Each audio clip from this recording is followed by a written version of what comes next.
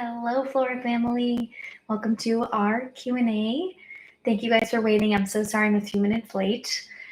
If you're new to my channel, my name is Molly. I'm a registered dietitian specializing in reflux, GERD, LPR, all things digestive health. And this is our little weekly chat where we get to chat about all things digestive health, reflux. So let me know where you're joining from. Let me know what questions you have, and we can kick this off. One question has been coming up a lot in my Instagram DMs is about actually creatine. And creatine is a supplement. There's been so much discussion about creatine all over social media, and people are wondering, is it safe for reflux? And I get that it can be really scary when you're introducing a new supplement when it comes to reflux because you don't want it to exacerbate certain things. And there are supplements that I would not take when it comes to reflux. I can also go into that a little bit. Hey, Sean, Aman, welcome back. So with creatine, it is generally reflux friendly. It is a supplement that is helpful for muscle performance and recovery. There's no components in it that would be reflux triggering. Some people do note digestive discomfort or bloating with creatine, so that's just one thing to consider. And maybe you start with like 2 grams or 3 grams instead of the full 5-gram dose if you are struggling with reflux for that. Supplements that I would really be careful of if you're struggling with reflux, some things that contain betaine HCl.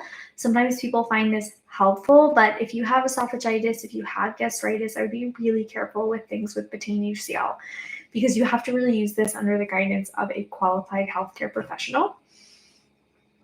D-limonene is another supplement that I've seen people take and actually has not been helpful.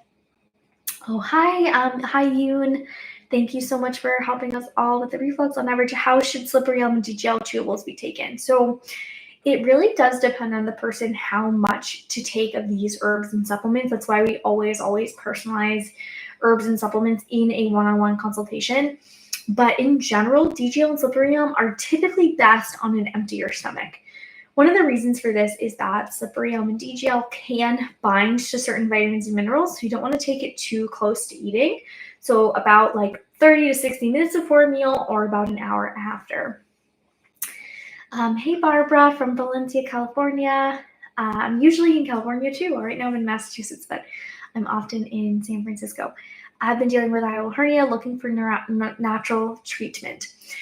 So Barbara, with a hernia, this is structural change in the lower esophageal junction that can make someone more likely to have reflux. It doesn't mean it is a lifetime sentence of reflux. It just means it makes someone more likely to reflux. So one of the things you want to think about is making sure that we give your lower esophageal sphincter the best chance to keep the stomach contents in your stomach, because sometimes a hernia can relax the lower esophageal sphincter, allowing stomach contents to move into the esophagus. So without knowing you or your symptoms, I would really recommend thinking about your current nutrition pattern. Definitely think about, am I eating 1 or 2 or 3 large meals, or am I eating 5 or 6 smaller meals throughout the day? You might do better with smaller, more frequent meals that are not too high in fat. It depends on the person. If you've lost weight, you might need to be increasing fat if you want to gain weight, but you do want to be thinking about these things when it comes to your diet. And if it depends where your symptoms are right now. If you're really symptomatic, we might be using things like alginates. I really like using Reflux Raft. Reflux Raft is just one of the alginates that we have in the United States. I will drop the link here. Reflux Gourmet is another one. I prefer Reflux Raft because I think the ingredients are better. They're really helpful for a hernia, like really, really helpful to take this before bed, especially if you have nighttime reflux. I would try to really get in touch with your hunger and fullness cues, making sure that we're not eating past fullness. That's really, really helpful. So I hope this helps, Barbara. Great question. Great question. Another question that I get asked all the time that actually is a full-length YouTube video on my page is about protein powders. So if you're looking to add protein to your diet, this is a really, really great way to do that. If you're struggling with nutrition, if you're struggling to get in enough, I do often use them. Probably like once a day, I would say. I like using whey protein. I like using collagen. It depends on the person, kind of what works best for you. And but it can be really helpful because often with reflux we have lost weight. We are having trouble getting in enough nutrition. So adding this into your oatmeal, adding this into your smoothies, or even like soups. Collagen is flavorless. You could add this into soups. It can be helpful. Barbara, I hope that the reflux draft helps you. Yeah, so I think that I also would love to drop another resource.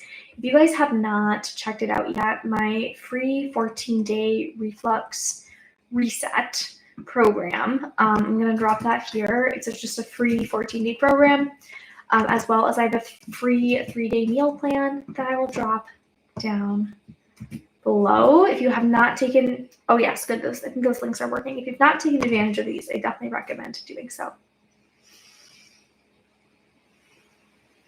Well, thank you guys for joining the Q&A today. It's good to see all of you.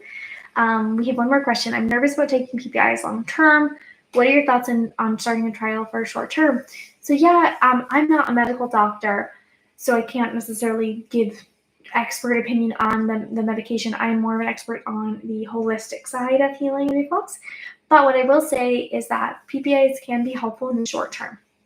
I would make sure that you have an exit strategy with your doctor and, having a conversation if you don't want to be on these long term. Letting them know, like, I'm okay with doing the short term, but I would really like your help in getting off of them in a certain period of time. So a couple of months on the PPI is not going to make a huge difference in your bone quality or anything like that. And it can be really helpful if that's what the doctor is recommending. If you have Barrett's, that is likely something you will have to do. So definitely thinking about, short term can be helpful to reduce inflammation, but they don't necessarily address the root cause of the reflux. They don't necessarily address the actual mechanical reflux like an alginate would. So I would definitely be using an alginate. If you're not in the US, there's Gaviscon Advanced Aniseed as well. Gaviscon Advanced is another option for sodium alginate. All right, my friends, thank you so much for joining this Q&A. And, Barbara has one more question. Will this interfere with blood pressure medication? Definitely chat with your doctor. Typically, no. I haven't seen that, but definitely ask your doctor. All right, my friends, good to see you all, and I'll see you at next week's Q&A.